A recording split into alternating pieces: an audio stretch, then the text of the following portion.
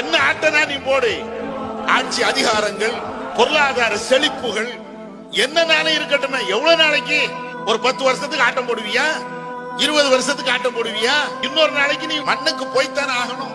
இந்த உலகத்தினுடைய இன்பங்கள், இந்த உலகத்தினுடைய பல்வேறு அந்த காட்சிகள் உங்களை ஏமாத்தி விட வேண்டாம். மறுமையை நீங்க அஞ்சிக்கிடுங்க. யாரும் யாருக்கும் எந்த உதவியும் செய்ய முடியாது.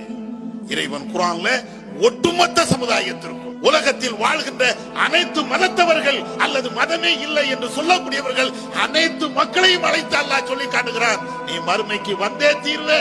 அங்கு உனக்கு வெற்றி கிடைத்தால் தான் உனக்கு சொர்க்கம்.